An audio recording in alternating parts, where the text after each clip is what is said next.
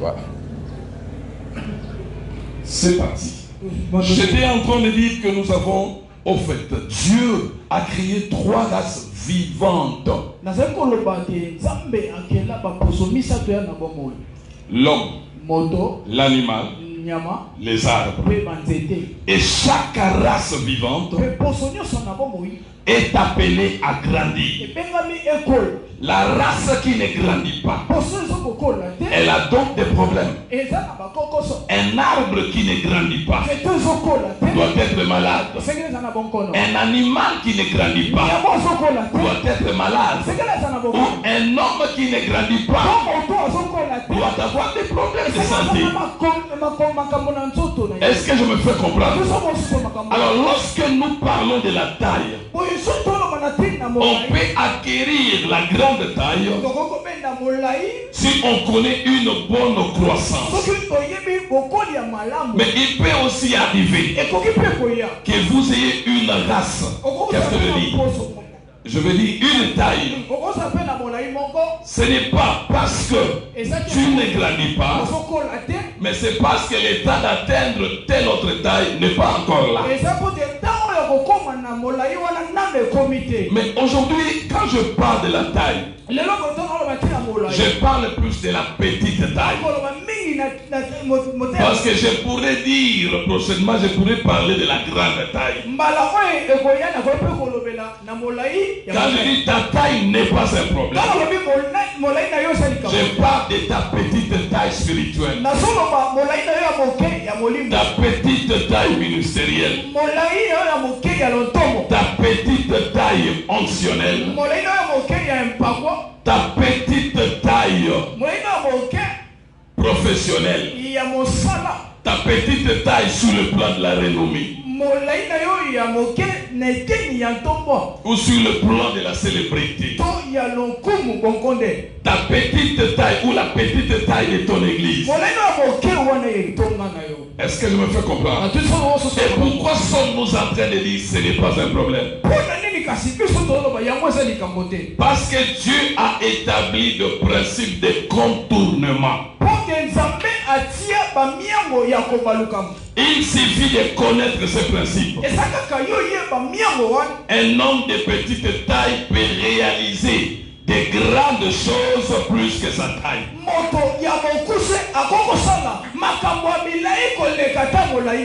Comme David a fait tomber Goliath au front.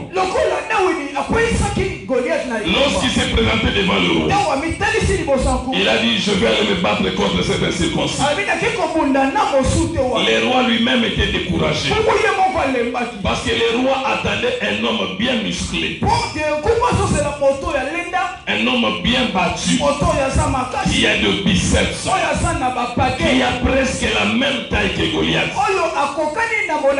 Parce que qu'est-ce qui faisait trembler l'armée d'Israël? C'était 2 choses. Premièrement, la taille de Goliath. Vous voyez comment la Bible décrit Goliath. Avant même que Goliath ne se batte, lorsqu'on regarde sa taille, tout le monde se dit: pas moi. En tout cas, pas moi. Alors, pour affronter Goliath, il fallait trouver un soldat qui a presque sa taille. Mais les gens qui pouvaient avoir la taille de Goliath n'ont pas accepté de l'affronter. Pourquoi? Parce que Goliath avait à son actif une deuxième chose: l'expérience de guerre et puis son bas âge. Alors qui pouvait l'affronter? Alors un jeune homme du nom de David. Non, il n'avait pas la même taille que Goliath, mais il n'a pas considéré sa petite taille comme un problème devant Goliath. Il dit: écouter avec ma taille. Je fais trembler les lions.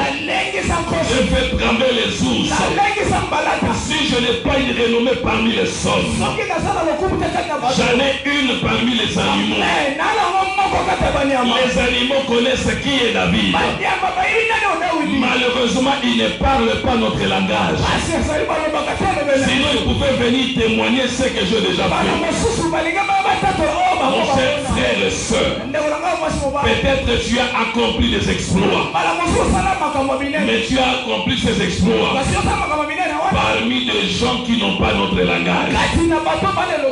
C'est-à-dire des gens qui ressemblent aux animaux, qui n'ont pas la culture de témoigner les autres, qui n'ont pas la culture de parler du bien des autres, qui n'ont pas l'habitude d'inventer les autres. Non, tu as réalisé des exploits au milieu de gens qui ne parlent pas notre langage. Ils sont spécialistes en silence. Spécialistes en silence devant les bonnes œuvres. Et spécialistes en bavardage devant de mauvaises choses. Lorsqu'il y a des bonnes actions, ils deviennent mioués. Mais lorsqu'il y a de mauvaises actions, ils deviennent verbeux. Il dit c'est pourquoi au roi, je n'ai personne pour me témoigner. Ma propre bouche témoigne pour moi. Écoute, il y a des endroits où il ne faut pas attendre que quelqu'un parle de toi. Parce que Dieu a dit à Josué, garçon, fortifie-toi, prends courage. Parce que le monde dans lequel tu es, c'est un monde de découragement. Tu trouveras difficilement quelqu'un qui viendra te dire, tu es capable, je crois en toi. Et c'est pourquoi je te dis, fortifie-toi, Josué. Amen. Malgré ta taille, fortifie-toi. Les rois vont quand même croire à David. Bon, David, tu peux y aller. Va affronter cet homme. Je prends le risque. Parce que Goliath avait lancé un défi. Choisissez un homme. Si je le bats, je le tue, vous nous serez assujettis. Vous les enfants d'Israël, vous serez nos esclaves. Mais si cet homme me tue, nos Philistins nous deviendront vos esclaves. Laissez David aller au front. Laissez David aller au front. C'était une décision pas facile pour le roi Saül. C'était prendre un risque. Il regarde David et sa taille. David dit, ma taille n'est pas un problème. Je vais affronter ces messieurs que vous voyez. Les messieurs venaient avec la lance, une épée, un javelot. Lui dit avec ma taille, je ne peux pas prendre les mêmes armes que lui. Parce qu'avec ces armes, il a plus d'expérience que moi. Je dois prendre des armes non conventionnelles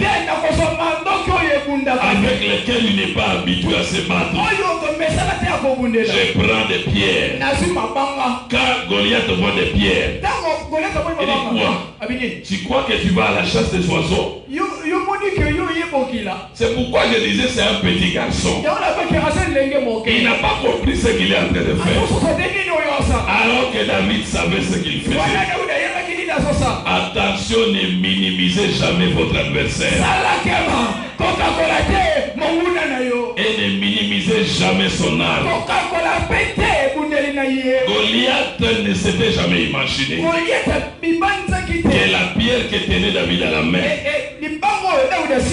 allait loger dans son cerveau. Il ne savait pas. David a regardé. Quand Goliath bougeait, il dit, je n'attendrai pas que lui puisse commencer. C'est moi qui dois commencer. Écoute, ne te laisse pas surprendre par les attaques de l'ennemi. Anticipe toujours les attaques de l'ennemi. à l'attaquer. Mets ton ennemi dans un état ou dans une condition de défensive.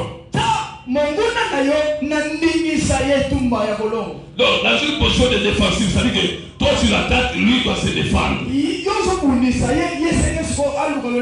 Parce que quand quelqu'un se défend, il n'a pas la facilité de t'attaquer. Mais si tu le laisses attaquer le premier, c'est toi qui vas jouer à la défensive.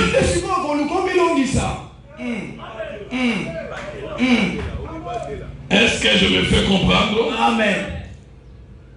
Oui.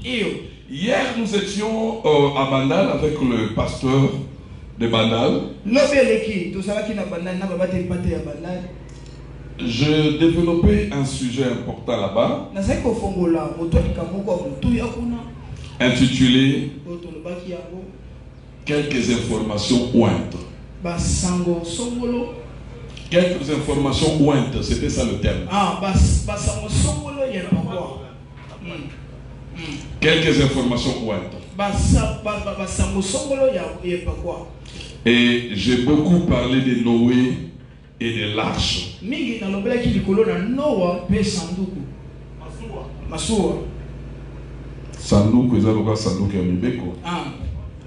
C'est pas l'arche de l'alliance, mais c'est l'arche de Noé.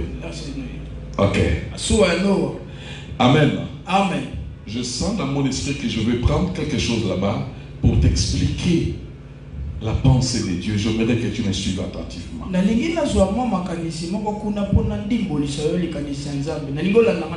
Genèse chapitre 6. Nous allons lire le verset 11 au verset 14. Genèse 6, 11, 14. Je vais faire la lecture au nom précieux de mon Rédempteur, Jésus-Christ. La terre était corrompue devant Dieu. La terre était pleine de violence.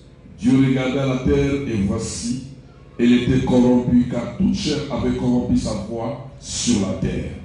Alors Dieu dit à Noé, la fin de toute chair est arrêtée par-dessus moi. Car ils ont rempli la terre de violence, voici je vais les détruire avec la terre. Fais-toi une arche de bois réchauffé, tu disposeras cette arche en cellules, et tu l'enduiras de toi en dedans et en dehors. Amen. Amen. Que l'Éternel Yahweh bénisse la lecture de cette écriture. Du temps de Noé, les choses n'allaient pas bien. La race humaine s'était corrompue devant Dieu. Au point que cette corruption a attiré sur elle la colère de Dieu. Nous devons savoir que le péché attire toujours la colère de Dieu sur l'homme. Le péché a un salaire. Et le salaire du péché, c'est la mort. Et ce salaire, on peut l'obtenir le même jour qu'on a commis le péché. Tout comme on peut l'obtenir plus tard. Mais sache que le salaire viendra. Tu n'auras pas besoin de recourir à la grève pour être payé. Mais si tu vis dans le péché, la mort te surprendra. Si elle n'est pas encore physique, si elle n'est pas encore physique, elle peut être spirituelle. Si elle n'est pas encore spirituelle, elle peut être professionnelle, elle peut être financière, elle peut être sociale. Alors je suis en train de dire que le péché de l'homme a attiré la colère de Dieu. Oh, mais le Dieu de la Bible, c'est un Dieu miséricordieux. Dans sa colère, il a pensé à un homme, Noah, qui a trouvé grâce aux yeux de l'Éternel. Dieu dit, je ne les tuerai pas avec tous les autres pécheurs. Il faut que j'établisse une différence entre Noé et les autres. Le Dieu de la Bible, c'est un Dieu de la différence. Avant de nous différencier des autres sur le plan peut-être social, dignitaire, matériel, financier, il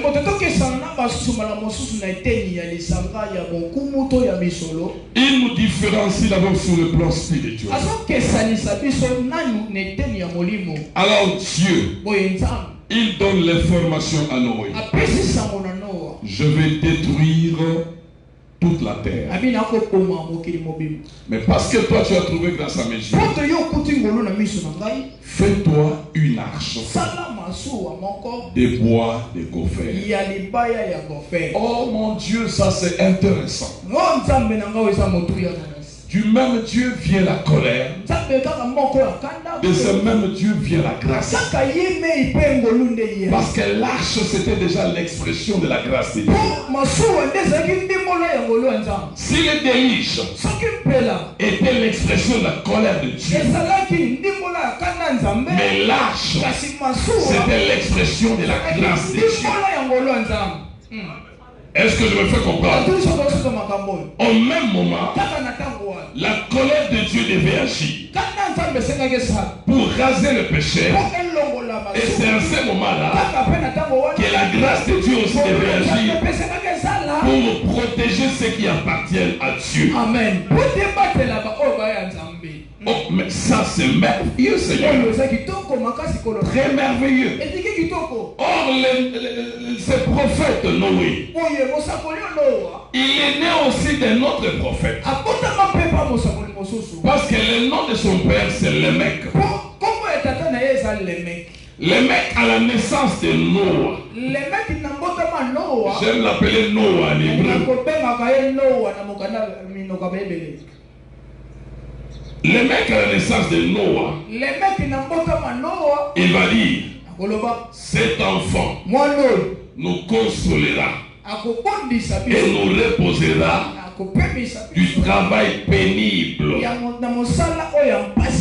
qui provient de la terre que l'Éternel a maudite. Parce que la terre avait soumis les hommes à un travail d'agriculture, un travail de culture. Alors l'homme était fatigué de ce travail. Curieusement, le mec qui n'est pas sur la liste des prophètes, quand Noah vient au monde, et cet enfant nous reposera. Mais il a prophétisé. Parce que Noah signifie le repos. Donc il devait apporter le repos. Effectivement, quand le déluge est arrivé, Noah a apporté le repos pour sa famille. Et ils sont entrés dans l'arche. Dans l'arche, ils étaient dans le repos. Ils ont fait une année dans l'arche.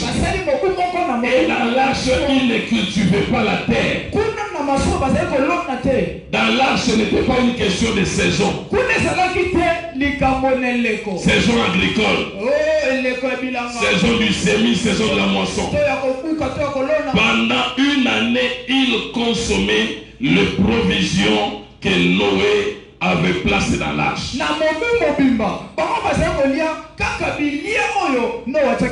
Noé a apporté du repos.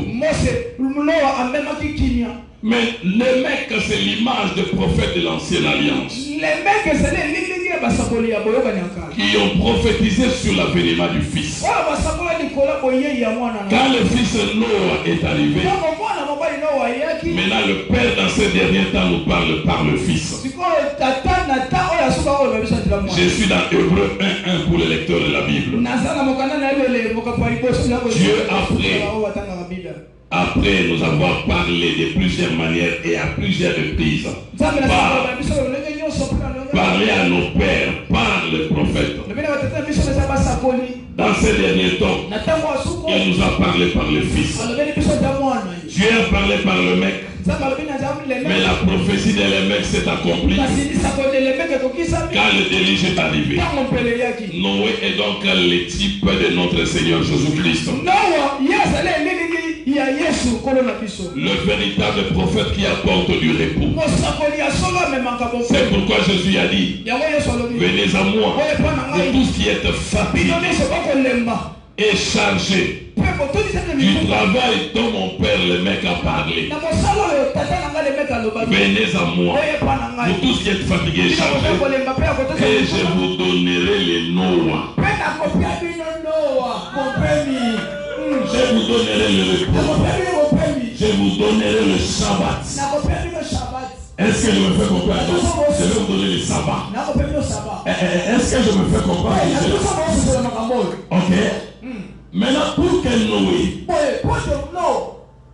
puisse sauver le monde, sauver sa famille, il devait construire une arche. C'est là que je suis, mes amis. La question que nous pouvons nous poser: quelle est l'origine de l'arche? Arche, l'origine de l'arche, pas du péché. Moussissa. J'ai entendu comme le sourd. Quelle est l'origine de l'arche? Ok. L'arche a des origines. Suivez-moi très bien. L'arche a des origines. Première origine, c'est le ciel. Deuxième origine, c'est la terre. Suivez bien l'évolution de cette étude. L'arche vient du ciel. L'arche vient aussi de la terre. Qu'est-ce que je veux dire? L'arche est venue de la pensée de Dieu. Son origine est céleste. Noé n'avait jamais pensé à la construction d'une arche. Mais c'est Dieu qui vient avec la pensée. C'est Dieu qui vient avec la pensée. Il lui donne la pensée. Et il fait toi une arche. Fais-toi une arche. Donc l'idée est venue de Dieu, n'est-ce pas? Ok? Ok. Mais pour qu'il matérialise la pensée spirituelle de Dieu, Dieu lui indique un bois. Il dit le bois de gopher. Prends ce bois. C'est avec ce bois que tu construiras l'arche. Ok? Est-ce que nous sommes ensemble? Amen. Ça, c'est l'origine terrestre. Donc, dans l'arche, nous trouvons les célestes. Dans l'arche, nous trouvons les terrestres. Est-ce que quelqu'un me comprend? Dans l'arche, nous trouvons les célestes. Parce que la pensée vient de Dieu. Le plan vient de Dieu. Les choix de matériel viennent de Dieu.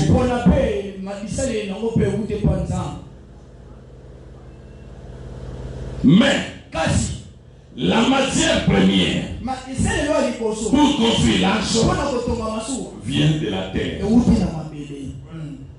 C'est le bois de gopher. C'est de ça que je veux parler. Le bois de gopher, c'est un bois qu'on ne sait pas, beaucoup de commentateurs bibliques ne savent pas l'identifier.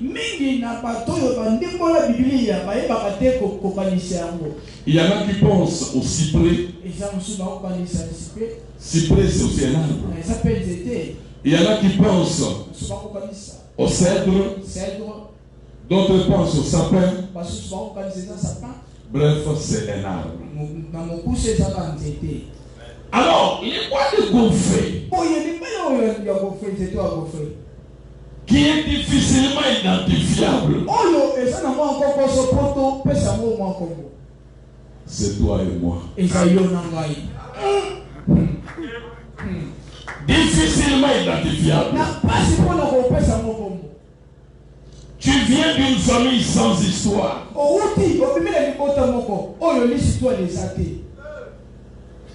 Même dans ton quartier, on ne connaît pas le nom de ta famille.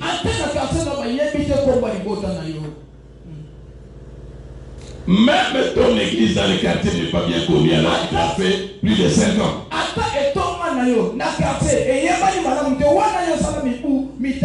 Oh, bois de Gofé.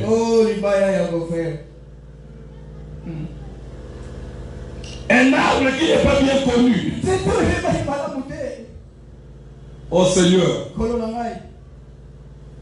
nous sommes nombreux à ne pas être connus dans ce monde. Bois de Gofé. Difficile à être identifié. Difficile à les localiser. Oh, mais il existe quand même. Mais écoutez-moi, le bois de Gofé est là. Dieu dit à Noé, tu iras à la recherche de ce bois qui n'est pas bien connu, qui n'est pas bien identifié, qu'on ne sait pas très bien où le trouver. C'est cet arbre-là dont j'ai besoin. C'est cet arbre qui doit entrer dans ma pensée. C'est cet arbre qui doit rendre visible ma pensée qui est invisible. C'est cet arbre qui fera en sorte que ma volonté soit faite sur la terre comme au ciel. Parce qu'au ciel, il y a déjà la pensée de l'arche. Il y a déjà une arche spirituelle. Mais là, pour rendre visible cette arche sur la terre, j'ai besoin d'un arbre.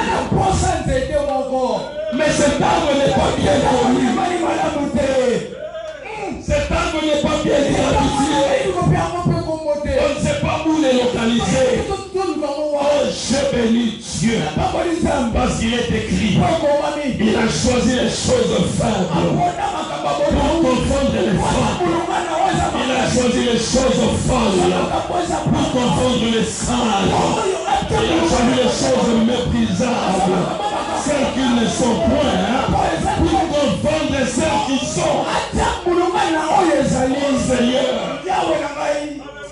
que Dieu te bénisse, qu'il te fasse grâce, que l'onction puisse couler non seulement sur ta tête, mais qu'elle ruisselle aussi sur tes lèvres. Et que l'autorité incarnée par cette onction, oui, puisse te donner une place de choix dans la cour des grands. Sois béni au nom de Jésus. Alléluia. Amen. Le bois de Gofé devait entrer dans la pensée de Dieu. Mais là où ce bois était,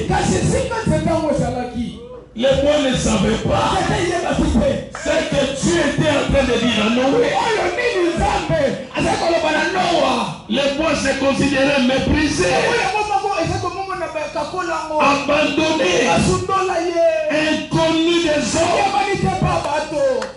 Lorsqu'on construit des maisons, à l'époque, on parle du cèdre de Liban. Ça, c'était un arbre qui avait plus de valeur. Et on a même, Salomon a même utilisé ces bois pour la construction du temple. Et on trouvait ces bois dans le palais royal, dans les maisons de riches. On pouvait utiliser le cyprès. On pouvait utiliser les sapins. On pouvait peut utiliser d'autres bois, mais jamais le bois de gopher. Lisez dans toute la Bible, on parle du bois de gopher que par rapport à la construction de l'arche. Au Seigneur, un arbre rejeté par le sol, mais choisi par Dieu. C'est ce que nous sommes. Rejetés des hommes, abandonnés des hommes, mais choisis par Dieu. Oh mes amis, j'aimerais être abandonné des hommes, mais être choisi par Dieu. Que d'être choisi par les hommes et être abandonné de Dieu. Oh, que Dieu me choisisse. Parce que quand Dieu choisit, il fait toujours des grandes choses avec la personne qu'il choisit. C'est pourquoi à la fin de ce mois, dans notre conférence, nous allons parler du thème intitulé Choisi par Dieu pour confondre le monde. Choisi par Dieu pour confondre le monde. Dieu a choisi les bois de gopher. Est-ce qu'il y a le bois de gopher ici? Est-ce qu'il y a un bois de gopher ici? Oh, bois de gopher, sois béni. Bois de gopher, tu as été choisi. Bois de gopher, tu as la grâce de Dieu sur toi. Bois de gopher, pendant que les autres ont les regards fixés sur d'autres arbres, mais Dieu a ses regards fixés sur toi. Ne te minimise pas, ne te méprise pas, ne regarde pas à ton état, ne regarde pas à ton niveau intellectuel, ne regarde pas ton niveau social, ne regarde pas l'histoire macabre de ta famille, ne considère pas ces choses, mais considère le choix de Dieu, le choix de Dieu sur ta vie. Est-ce que quelqu'un m'attend? Considère le choix de Dieu. Je dis considère le choix de Dieu. Je dis considère le choix de Dieu.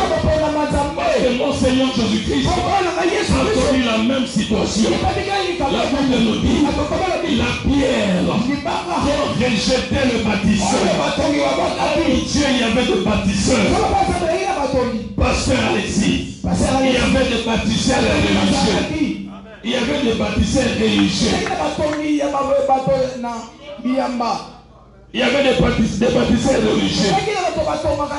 Il y avait des bâtisseurs sociaux. Des bâtisseurs économiques. Des bâtisseurs politiques. Mais tous ces bâtisseurs ont jugé indigne cette pierre. Ils l'ont rejetée. Oh mon Dieu. Pilate a rejeté cette pierre. Les Sanhédrins ont rejeté cette pierre. Les enfants d'Israël ont rejeté cette pierre. Judas Iscariote a rejeté cette pierre. Eh mon Dieu. Mais Dieu a choisi la pierre rejetée.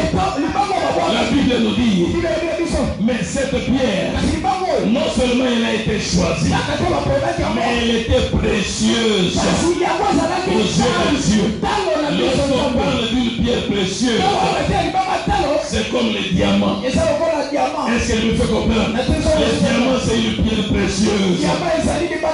Laisse-moi te dire, il est bon que tu sois rejeté pour que Dieu te récupère. Laisse la main de l'homme t'abandonner, que la main de Dieu puisse te récupérer. Est-ce que quelqu'un m'a entendu? Laisse que les hommes puissent te tourner le dos pour que Dieu puisse te tourner sa face. Laisse que les hommes puissent fermer les oreilles à tes cris, à tes lamentations, à tes demandes, pour que Dieu ouvre ses oreilles pour entendre tes prières. Est-ce que quelqu'un comprend? Il a choisi le bois de gopher. C'est le bois de gopher que j'ai choisi. Ma volonté sera accomplie dans le bois de gopher. Je ne connais pas la taille de ce bois.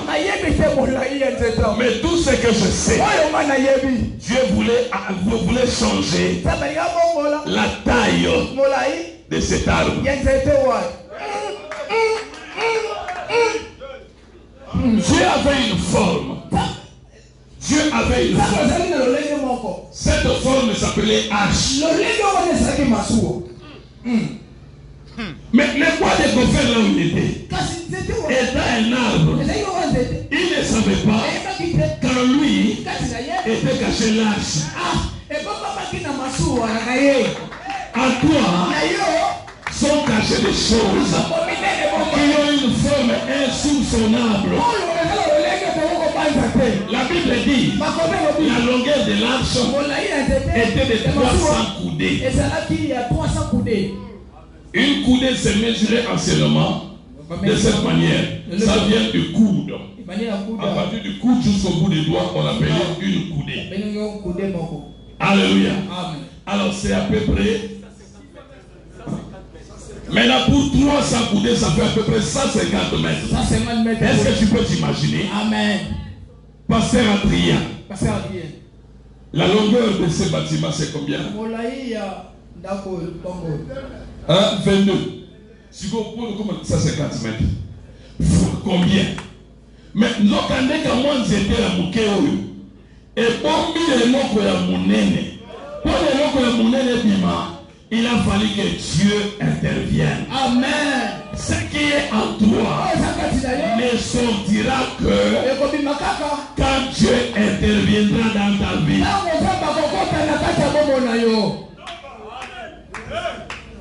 Coco de Kossala. Alléluia. Est-ce que je me fais comprendre? Amen. Il y a beaucoup de gens qui naissent comme un arbre de gopher et qui meurent toujours comme un arbre de gopher. Non.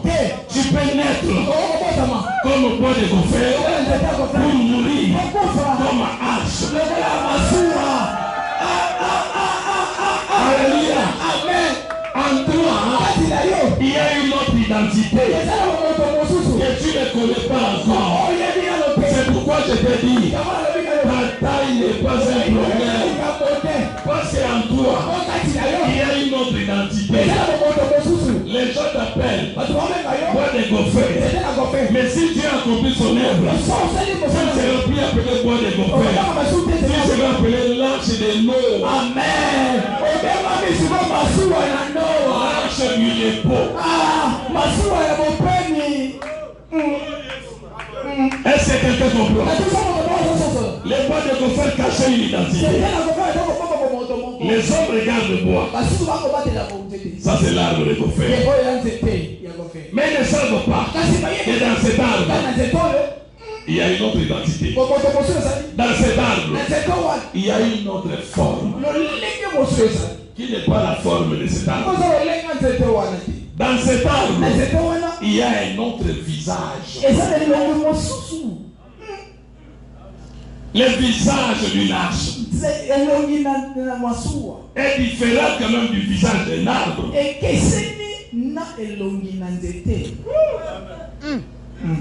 Oh Dieu, merci pour ta grâce. Merci encore pour ta grâce. Je dis merci. Alléluia. Je ne suis qu'un bois de gopher. Je ne suis que ce bois. Je me laisse entre tes mains. La valeur du bois de gopher, c'est entre les mains de Noé. C'est entre les mains de Noé que ce bois trouve sa valeur. Si ce bois refuse les mains de Noé, non. Son identité ne changera pas. Sa forme ne changera pas. Son visage ne changera pas. Oh, Noé dont je te parle, c'est mon rédempteur Jésus-Christ. Laisse les mains de Noé puisse faire quelque chose dans ta vie afin de sortir, de tirer de toi une autre identité.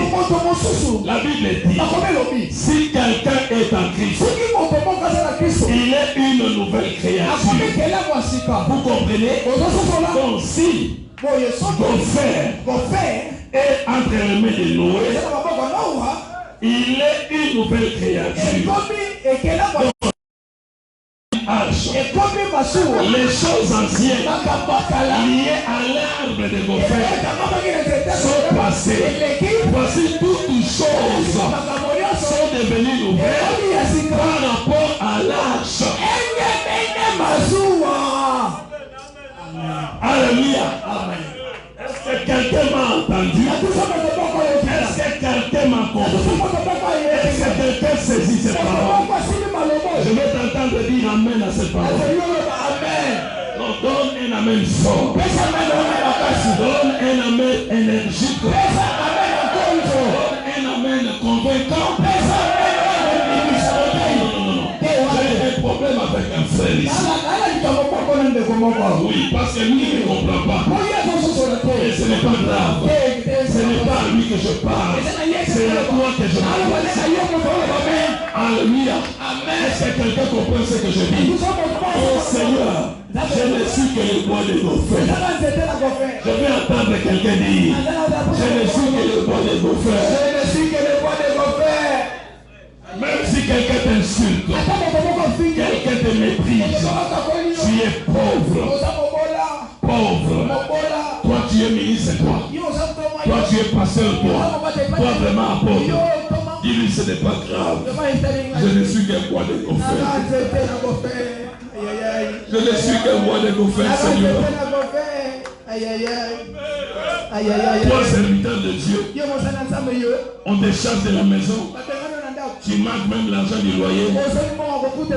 Je ne suis qu'un bois de Gopher. Alléluia. Amen. Écoutez, mais il fallait pour que les bois de Gopher deviennent une arche. Il fallait que les bois de Gopher acceptent d'être coupés.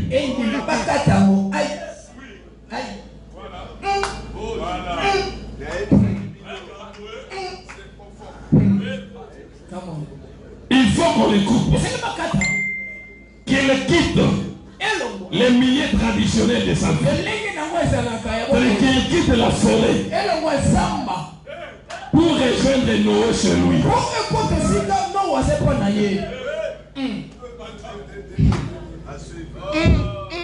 Les bois de Gopher doivent quitter le monde, doivent quitter les convoitises du monde, doivent quitter le péché pour suivre Noé chez lui.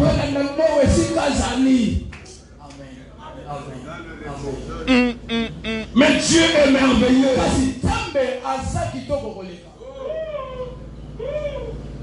Les bois de Gopher étaient dépendants de la terre. C'est un bois qui ne pouvait pas bouger. Un arbre ne marche pas. Un arbre est condamné à être dépendant de la terre. Mais pour qu'il devienne lâche, il doit quitter l'indépendance de la terre pour dépendre de Noé.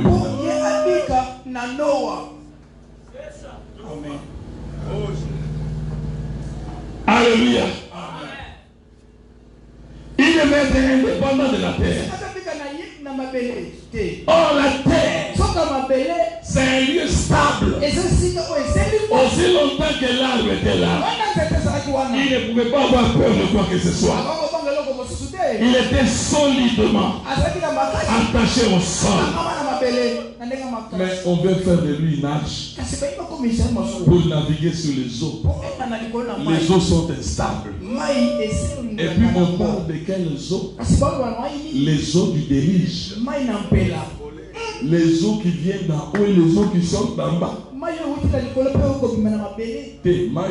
Les eaux d'en bas et bimi. Les écluses de cieux envoient les eaux. Les abîmes de la terre envoient aussi les eaux. Est-ce que Maya Bobo est cause de la main stable? Constamment en mouvement. Alors que quoi de Gopher ou tu as la gueule stable?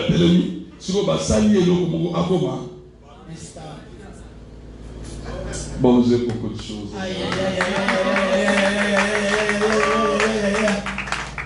Bon, comment devenir une arche? Vous savez que c'est cette arche qui a confondu le monde. Quand il était quoi? Mais quand il est devenu arche, nous les bandits, nous so à comme arche.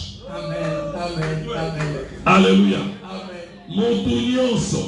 Je vais te dire, quitte la saison du bois de Gopher pour entrer dans la saison de l'arche. Et là, tu seras connu de tous. Même ceux qui t'ont méprisé, ils te chercheront. À suivre dans la conférence.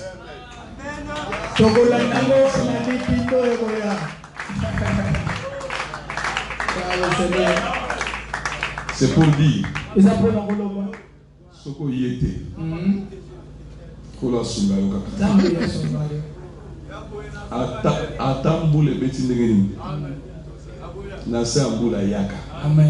Ça c'est plus que l'argent. Je t'ai dit au début, l'homme ne vivra pas de pain seulement, mais l'homme vivra de toute parole. Tu vois que la parole c'est de la nourriture, n'est-ce pas? Quand nous la mangeons comme ça, elle est délicieuse. Hein? Mais vous savez, il y a notre jour, on dit Amen. Amen, nous sommes c'était la nuit. Donc il ne peut pas comprendre. Si on te orange, il doit y avoir orange. Mais mon toit il ne peut pas comprendre.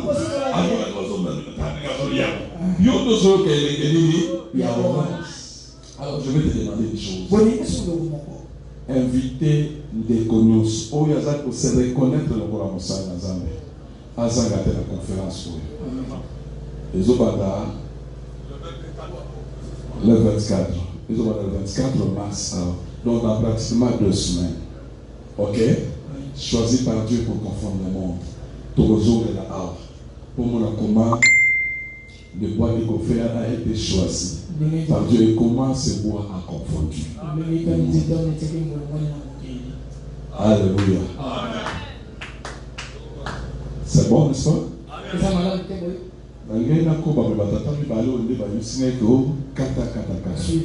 Problème des attentions, donc,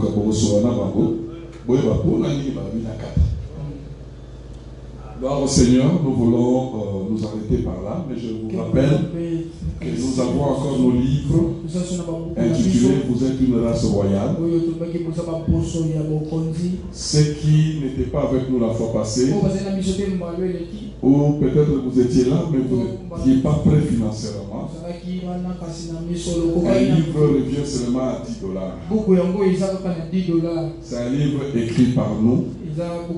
C'est plein de richesses. Qui avait acheté la fois passée?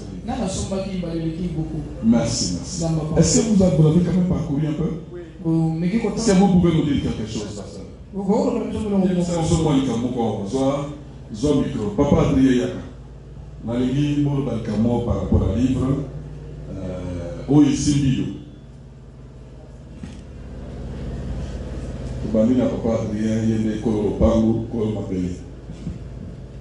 merci à toi. La première édition sur le livre. Nakati a livre ce que j'ai compris, c'est que Nzambe a négligé la communauté au Montassini. Donc à partir de plan ensemble, donc on a bien gagné des temps ensemble, et ça n'est pas comme ça la première.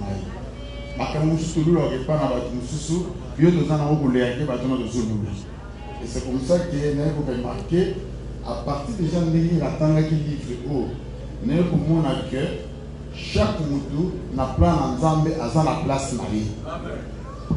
Et nous avons compris que la place. Et pour être ensemble, à la place, on a la volonté. Et j'ai compris que Nakati Mukanda, nous avons compris que Makambo Nzambe à la carte, à Zokokisangokaka. Donc, il y a des gens qui ont été même David a commandé au roi. Nous avons remarqué Ermini, la Saoul Bakometa, et que nous avons commettre la montée pour ne pas perdre ce qui est malmené. Parce que vous avez le ensemble de 4 ans, mais vous perdre la voie à cause de l'erreur. De deux, nous avons remarqué qu'à la carte Mukanda, que ndenge nzamba benganga na landa yango, mais il faut na luka connexion na batus parce que les gens bisika muso na ko mate na ndenge na nga il faut na ko mona canal ya mususu ya muso na ka chaque moment voilà na silisa on ce que j'ai déjà retenu na carte ya lecture mona. Merci beaucoup. Merci tout le monde pour Papa Adrien. Ok, pour se répéter, na OUP apôtre Adobité, vraiment Mukanda de Bosse ça bien concis. Kota la royaume wana ya Saul, pays ya David, ça la comparaison nango, et mon ami vraiment que Nzambe abenga biso mutuna ndenge na ye. Et le col abenga biso, na komona a développé mingi di kolope ya sacrifice. Il faut payer pour ça le sacrifice na vie. Oyo to koma Nzambe ye moko ayebi yango. Et Nzambe wana abongisa mabongisi malam pona biso pour que un jour pe to koma sika wapiye alaka to koma. Vraiment nkolo apambra mosal parce que non plein la silicité. Tanga ki natiki mususu moi mikanda ba eza moi mingi. Vraiment eza kitoko ngana kanisa ikepe oya la taille ezoya nazaki prêt pour kepe nazo wana. Alléluia. À la fin de ce mois, c'est-à-dire tant qu'on est en conférence, il y a fin du mois, il y a cap, donc au cap est la convocation de l'Assemblée et des princes. Tous a deux nouveaux livres dans l'ensemble de Autobimisa. Mon compte aussi rédaction dans l'énigme de Samson. Énigme de Samson. C'est un livre qu'on a plus de 200 pages. Quand vous belez à la Kati, aussi ces rédactions, vous avez la lecture, si vous avez la correction, tout est dans la imprimerie. Alors, il y a mis balai, tout au bout de la Zambe, et aussi les sangs, on a mis commis balai, les 7 combats de Jacob. Autant les 7 victoires, où Jacob a joué qui n'a qu'à Nabomonaye, Babitumba, Oya Bundi Bundi, c'est très important. Sorry na Zoloba, je ne parle pas parce qu'il est question de moi-même. Non, je parle parce que je connais la richesse. Où est la Katamikanda? Je connais. Alors, $10, c'est rien, alors rien du tout. Tolobaki et Lokomoko Nananikuna que je n'ai pas dit, Awa, Lobby Nabanda Nabasani, tu dois construire ton ministère.